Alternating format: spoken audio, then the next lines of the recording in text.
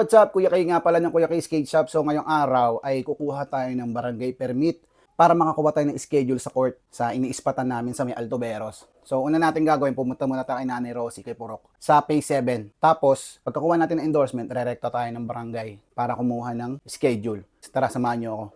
Dito tayo ngayon kay Bonsai, so magpapasama tayo sa kanya para kumuha ng permit kay Purok. So guys, punta tayo kay Purok. So yun guys, yan yung iniispatan namin at meron nagpa-practice hanggang mamaya. Ayun pala si Nanay. Sa kanya kami kumukuha ng permit. Ayun ang endorsement. Nay, higa naman Nay.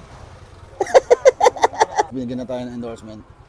Pumunta na tayo ng barangay, kukuha tayo ng schedule. Tara! Dito na tayo sa barangay. Yung barangay guys, oh. Barangay 176, tapos kukuha tayo ng permit. Ito yung binigay sa atin ni Nanay Rosie.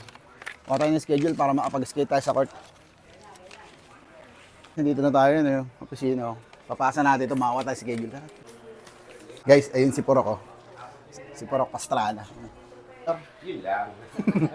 Guys, si Purok nga pala. Nakausap na natin yung at pinagbigyan tayo guys, wala nang bayad yung permit. At magre-renew na lang tayo weekly. Shoutout nga pala kay Kapitan Nel Pacabanta.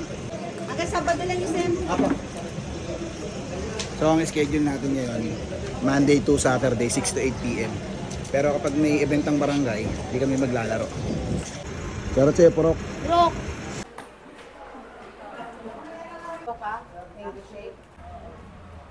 So guys, may permit na tayo. Alam na sir. Salamat po salamat po. Thank you po. Okay na sir ha. Salamat po. So yun guys, may permit na tayo. Thank you kay Purok Pastrana at kay Ma'am Nel Pacabantak, kay Kapitan Nel pa. So yun guys, tara, skate na.